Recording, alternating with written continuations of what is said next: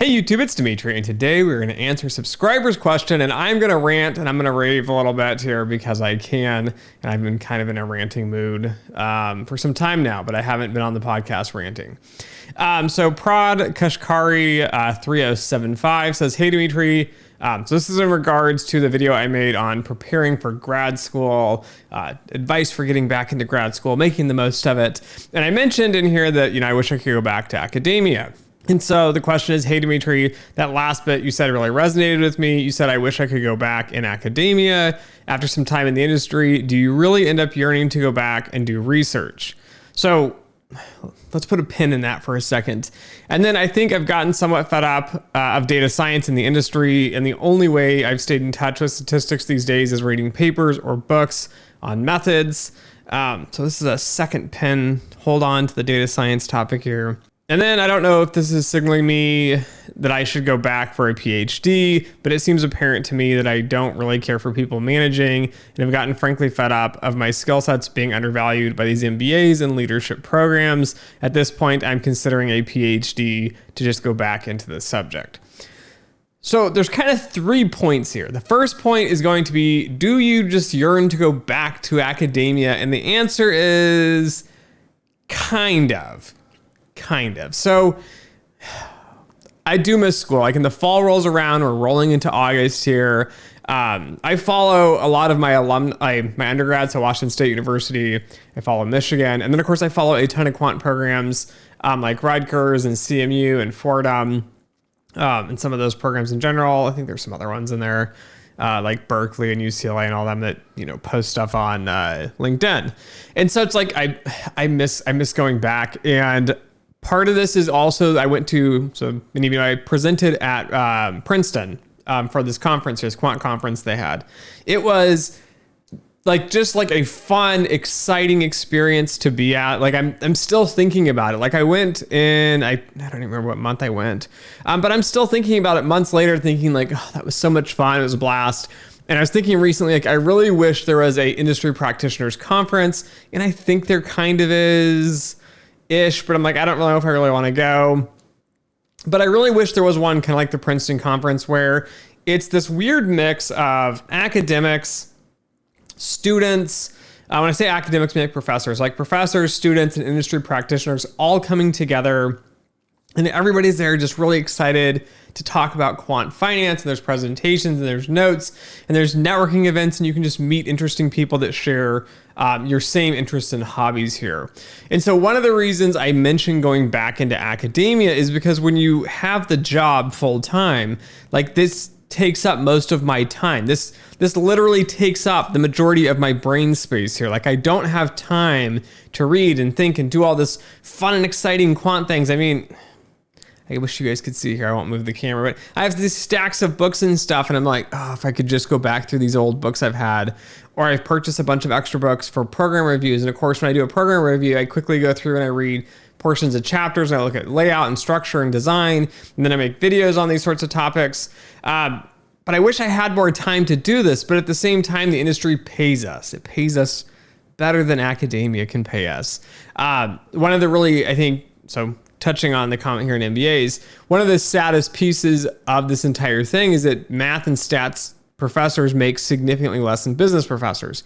Now, again, it's because they tie in the money portion of the business, and the MBA programs are these massive money generating machines, and it's just this good old boys club, especially at the top MBA programs, where you're just hiring people to hire people because you have a name, you have a brand. Like, you went to, Booth, or you went to Stern, or Michigan's Ross Business School. Like, you went to this fancy program, you're so smart, let's hire all of our friends and we'll try to overpay them. And then you find out they skew all their statistics and don't tell you the truth, and many of them don't make what they say they make.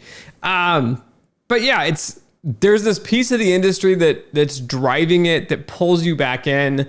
The industry itself, I love in the sense that this is where all of my interesting problems come from. So academia, I love the fact that you can slow down, you can stop, and you can think. That is the piece of academia. And I always hear people say, Dimitri, it's so stressful. I have to make tenure, and I have to write papers, and I have to do research. It's like, yeah, imagine a full-time job where you have a week or two to do something, and you have people screaming at you, checking in daily with you. This isn't like all the pressure on you to hit tenure track. And, you're thinking to yourself, I need to do something and I don't know what to do. And you're stuck and you're trying to figure out what to do. And you need a genius idea, which I get that. That's pressure in itself. That's not an enjoyable path either. But on the industry side, like, you're jumping through hoops left and right. You've got employee problems when you're at the top. So you're dealing with employee issues and training and trying to bring the best out of them and trying to figure out how to do it without offending them. And there's this piece of it. Then you have management above you that's like, I don't really care. Your team needs to perform and deliver X, Y, and Z. Where is this stuff at? We're in a crisis here. Like, everything's depending on you to do this. And then you have other departments you're working with, and you have papers and like paperwork shuffling around because you have someone sent you some document. And you got to review the document and sign the contracts and send it back. And it's chaos. The industry is chaos, but out of that chaos comes real world problems. And that real world problems is like the jewel, the value of being in the industry here. So part of me does wish I could go back to academia. I wish I could slow things down a bit. I wish I could sit and really look at things and think about it more fully. And I think most firms actually, so getting into the quant piece here, degrade their quants because they want results so fast. And management, so the MBA piece here, the managers have no idea what we're doing. Absolutely clueless. And so when I try to explain to somebody, it's going to take this much time to build a model, and I'm explaining the timing of it, they look at you and they go, Dimitri, we can do a data science model. We can churn it out the door in 10 seconds. And look, I can automate it. And I'm like, oh my gosh. You're generating garbage, and you're generating garbage, but management doesn't care because they're really excited that it's going to get generated super fast. And I see this because I deal with a lot of these, students and industry practitioners and subscribers that reach out to me with this problem. And, this I think is what they're getting fed up with too. And this is where I'm going to go into the data science piece here. Data science is like quant finance in many, many ways. One of the ways that it is similar is that we have degraded the educational, rigorous value of it, which most firms don't realize because the firm goes, okay, I need to model something. I need a model. So they hire a quant or a data scientist here. And they say, okay, come on in, build this model, make me money. And they don't understand like all the things that go into it. So I had the episode on the quant pipeline. So understanding like the data engineering, the data quality, the data processing, all of your technology and systems and servers that line up to that, all that needs to be done for your quants. They should not be doing that nonsense.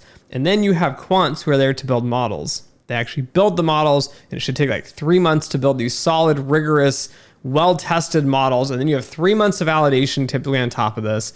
And then finally, then they have to get into production, which is DevOps is what they call it. So we call it quant dev. It's DevOps. I mean, it's all software. You have to implement this model. And then people go, oh, Dimitri, that's the Quants Jobs too. And I'm looking at them like scratching my head like, okay, let me get this straight. So the quant has to do math, stats, and computer science for optimization and doing all this theory with finance and all these departments. You need to figure out the data piece to even feed to them. If they have to do that, that's years of extra time. Like people don't realize it's years of extra time. You have to sort through thousands and millions of records and figure out what is quality and what is not. And if you don't have good data, you can't have good models. So this is a struggling piece of this whole equation here with all this. And then you have at the end, you have to implement this into something that's beneficial to the end user here. Now, depending if you're a bank, I mean, it goes into IT, which is the operation side of this. And they implement this into an actual tool for a customer on a website or for dealers or, for a department, something like that. There's an integral piece of this, which is the DevOps piece, which is the quant dev piece here. You need to implement that into there. But most firms fail because you don't have all these pieces and things put together here. And unfortunately, as I kind of mentioned, they're kind of fed up with the data science industry. Like people get in such a hurry and a grind. Like I talked to tech people specifically here. So this is the data science and tech side. They think somebody is going to know all the skills to go from the very beginning to the very end. And if you know all those skills, you're excellent. If you know all those skills, you're typically garbage because you're not good at any one piece of that. And when the hardest piece of this whole structure here is the math, because there's so many things that can go wrong. There are so many different ways to do it. It is not straightforward. And depending how you define the problem, so often the quants or the data scientists, the business people are saying, I want X, Y, and Z, and they put it in English. Defining that mathematically with data and data sources is absolutely critical. It hinges on your data scientists and on your quants. The unfortunate reality is the majority of people in these positions are not qualified. Your quants, your data scientists are complete morons and have no idea what's going on here. And so, going off of this here, being fed up with the industry thing here, this is part of the struggle of being a quant, especially when you start to get into, everyone goes, I want to be this really like rock star quant that's super mathy and super rigorous. And you talk about it a lot, Dimitri. It is very, very lonely. It is very disconnected. You feel isolated often, especially when you work at smaller firms. It's very isolating because the larger the firm, the more, put in air quotes, quants you have, or data scientists, meaning you'll find like another real person, hopefully, that you can sit and have an actual discussion with and solve problems and do things of meaning and value for the firm, but also for yourself. When you start to get smaller and smaller and smaller firms, the issue is that you have to work with extra people in all these departments. There's not enough isolation around your quants to keep them sane. And so they're trying to explain something like, trying to give an example here. They're trying to explain something simple like statistical regression, or why you can't use a decision tree over linear regression in a specific scenario based on bounded conditions of the sample space, for example, which is how the model defines values within a specific space. And you have to define the space. And just because you sample data in space A doesn't mean that you're going to be operating outside of space A and you just don't have data in that extra space outside of A. We'll call it A prime. But explaining this and then going through the concepts of this, it just, it's frustrating. It drives you crazy. It drives you mad. And so I get this as they're commenting here that, being a data scientist here, you have managers, you have people, you have departments. They don't understand why we're so slow. Like the development teams, the model developers, and the data scientists and the quants are just so slow. And then they get all these marketing things. They go, we can do it instantly. And there's LLMs now, these magical models, and we'll just throw garbage in and things will come out. And it's frustrating. And I think a lot of this too comes from the fact that most firms that are viewed as quantitative firms or data science firms or statistics firms or whatever, kind of as they're pointing here too, the only real stats they've been doing is they're having to go back through like books on their own. It's because most firms that are labeled as quant funds or analytical firms aren't actually quant firms. Surprise! This is why I think for me too, it's hard for me to go from the sell side to the buy side because there's so many fraudulent itty bitty companies on the buy side that say they're quantitative funds. And I sit and talk to these people at like trading conferences for like 5 minutes. And after talking to them, it's like, you're not a quant fund. You're using Python, pat on the back. You're not a quant fund. You're not doing anything quantitative, and it's like simple stuff. And so I get this. There's part of this. It's a common frustration with people that are further into the quant realm here. I'm actually rereading My Life as a Quant by Emmanuel Derman, and I haven't read the book in probably more than 10 years. It's been more than a decade, and I'm reading through it, and it's like, he's mentioning the frustrations of working at different jobs and, the people now that are claiming to be quants that aren't really quants, and people that are doing trading or thinking they're quants, and completely different people. And he's going through this back in the day. So after they really started up quants and then it started booming into the 90s and like the early 2000s, and then these people are labeling themselves as quants because it's trendy. This is what's happening though with this piece here. This is what this individual is getting at. This is the frustration you will end up in many places, because you're not going to get that amazing job doing super intellectual and exciting and fun things. Every firm is trying to make money, and that's part of that balancing act of like, I wish I was back in academia because I love to teach. I love to work with students. I love new ideas and creativity. But on the flip side, in the industry, I love the interesting problems and the unique data, and the problems that we face are unique in the fact that we often have other issues like data quality and missing data. And often these weird problems lead us to creating new, unique solutions and model structures because we have to figure out how to handle this, but there's nothing in the textbook that you can actually do. Like, I had a problem recently and I'm looking through all my textbooks. There's nothing in the textbooks. There's nothing on the internet. There's no solution and nothing written out. And so, the fact that it hasn't been done is super fascinating. And that's where the industry part is Oh, it's like so exciting. But the problem is, again, firms, they'll just hire people to mull things over and things don't really add up and they don't really care. They just need a quick solution. And that is definitely part of the frustration here. And then finally on this piece here, talking about, going back for a PhD. So that's a real personal question. I mean, that's tough. Yeah, it'd be fun to go back for a PhD because you get back into academia. You can focus back on the research. I think now that I've been in the industry for so long, going back to school would be like, I don't know, it'd be like a fun off the rails adventure because I feel like I am mathematically and statistically more mature than I've ever been. And so reading and doing research and working with professors, like if you're working on a PhD, would be very fascinating just because you have a little bit more insight into the problems and issues of modeling and stats and math because you've been really applying it. You aren't working in academics where you're like isolated in this bubble of, ivory towers and everything works and you just write it out on paper. So I think going back would be a really fun and exciting thing. If you're wanting to teach, a PhD is a must. So the only reason I'd go back would be to teach. Of course, it doesn't pay that much though. That's kind of, that's the balance. I mean, you got to figure out where your balance is at here. Also, I mean, figuring out like, what do you do after the PhD though? That's always the challenge. Even though you go back for a PhD and let's say it's mentally stimulating, you publish some amazing work, you're still going to go back out into the job market or go into academia. And I don't know. I don't know if I could actually do a tenured track job. Like it sounds fun. It sounds exciting, but I think there's that industry piece, that movement, that excitement, that energy from the business that you're missing. And yes, there are tons of headaches as I've been ranting and complaining about in the industry, but at the same time, you're going to be missing out on unique problems. It's hard to extract those problems and understand those problems. And people always say, oh, I'll go out to the industry and I'll tell them I can help them for free and I'll help them solve all these problems and I'll write papers on them. No, companies don't like to do that because one, if you solve the problem, I don't have to pay you and then you publish a paper, right? I own that research now, so you're not going to be able to publish that.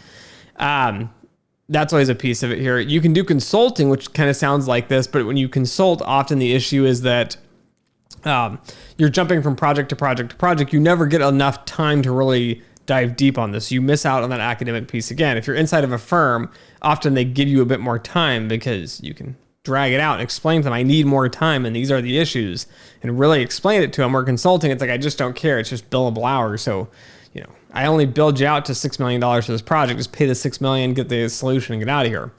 So again, I don't think necessarily getting a PhD would solve that. I think the challenge though, is you're kind of, noticing and commenting here is that it's hard to find a good fit.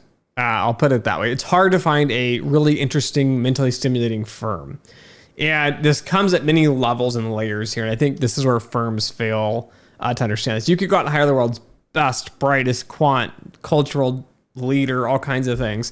If you don't have quant culture as a firm, you aren't going to get the most out of your quant team. Even if you give them space and you give them time, the teams have to work together. The business piece that needs the problem solved has to be able to explain the problems. They also have to understand generally what a model is to be able to explain what they need, and then leave all the nuanced, nitty-gritty details and complexities to the quants. There needs to be a layer of respect on that as well. But there also needs to be an understanding half the time, which I think is what this individual is kind of pointing out. Your value in most firms, like especially in finance side specifically, your value is added by the quants. It's not added by your other departments. It's not added by your accounting side that's doing the paperwork. It's not added by your sales team. It's not added by your product and tech teams. It's added from your quant teams because typically in finance, right, you're selling a financial product, a price, like there's some sort of conditions with that. But what they care about is the value of some sort of asset or price. Think about a hedge fund, right? You make money because you bought and sold at proper prices, and those buys and sells, which is your profitability there, is derived by your models. Again, banks, financial institutions, a customer goes to get a loan. Let's say they go get a mortgage here. When they walk in the door, you know what they really want? They really want the money at a really good rate so they can buy their house. They don't care that it's, you guys have a new app and the button changed from this color to that color. They do not care. I mean, sure, it's nice. I like to have a nice user interface, and people complain on the phones about the apps or whatever, and whatever. But if you go out and go for a mortgage and you got a mortgage, rates think like 8% these days, but you go out and you get a quote from a bank and it's 8% and they're great and wonderful and techy and trendy and fun and exciting and they meet all your social criteria and whatnot. And you go out and you find a bank that's at like 6.5 to 7%. So 1 to 1.5% difference. You're going to go for the 1 to 1.5 difference because at the end of the day, you want to pay a whole lot less money on your mortgage, especially when you think about an average house now. I think it's like $400,000 or something ridiculous. So a $400,000 house with a 8% mortgage on it, like you're going to go where the best price is. Now, the way you get the best price is to models that properly price your customers and your risk here. So banks need to care about profitability so they can keep making more loans. The customer also cares about just getting the best deal here. And if you make terrible deals, you're not going to be in business very long. That loan's going to get sold to someone else, and there's headaches with that as well. So there's a lot of pieces to this in the quant side. A lot of things people don't realize. So this book, My Life as a Quant by Emmanuel Derman, again, it comes at it from a different perspective, a different lifestyle, a different background than I come from. But I think the book in itself has many of these things we're discussing here, the academic life, the professional life, what are quants, what aren't quants, I don't know. There's a lot of interesting insights into the book. I would highly recommend it if you guys are looking for something interesting to read. Even now, I'm just like looking at the back cover and it's like they have great reviews and things on it. But it sheds light onto a lot of these issues and problems. And when I say them, people jump out of their seat. Dimitri, you just don't know. You don't work on the buy side or you don't work on, and it's just like, I'm sorry, 20-something-year-old kid who's never worked in the industry. The internet lied to you. But yeah, so anyways, those are my takes on that. I love academia. I wish there was a way I could bridge the gap in a way, because I do miss being on campus. I miss being around students who are young and excited and want to do something, big and great. When you get into the industry, a lot of us get just beaten down. And so you just kind of do the grind, go home and find something else interesting to do, which is why I think a lot of quants don't stick with a learning piece of this. Again, the industry is a struggle. I know. Quants specifically, and those that are more analytically and more technically driven, are the least understood. And it doesn't matter if people are super technical in a different area, they will have no idea what we actually do. So that's a frustrating piece as well. And then getting a PhD, that's a whole grind in itself. That is not easy, guys. It's something interesting, but you still got to figure out after you get a PhD, what is the path you're going to go? Are you going to go into academia again, try to do a tenured track? Again, if you're into quant finance, there's probably not a lot in there. Data science, machine learning, as they mentioned here, is, it's popular. So there might be some interesting areas to do research in there, and maybe you get a tenured track in that. You can apply it to a few different areas. Something interesting to work on, think about, consider. But again, getting back in the industry, it's hard to find really good quant funds or data science firms that really put the emphasis and the focus on a great team within a quant culture and building a whole firm around that here. I don't know how you do it, to be honest with you guys. I've tried for years. I've made videos on this. It's hard to convince people because you have to have firm-wide buy-in on this. This isn't like, Dimitri pops up and makes a small little team and, brings in some educational materials and pats everyone on the back. That's not just what makes good culture here. Doing interesting projects, learning, working with the business. So as I mentioned here, it kind of sucks working with the business a lot of times. Working with the business when they actually understand what you need and they have a really interesting problem and they're fun to work with. I've had amazing business partners, so don't take that away as a negative. I worked with the operations team at a bank prior. And we were in sync. Everything was lining up. I knew exactly what they needed. We were just cruising. We made some awesome models for them and they worked great. And it was just like a win-win. Everyone was happy. I still go to lunch with a guy from the operations team at the firm. It's been years and we still meet up and go and grab lunch here and there. So there are great takeaways from this, but it is challenging. The industry is not chock full of amazing jobs and opportunities. It's not chock full of brilliant intellectual people. Unfortunately, that's just not how the world works. So anyways, those are my 2 cents. Thanks for listening. Thanks for watching. And as always, until next time.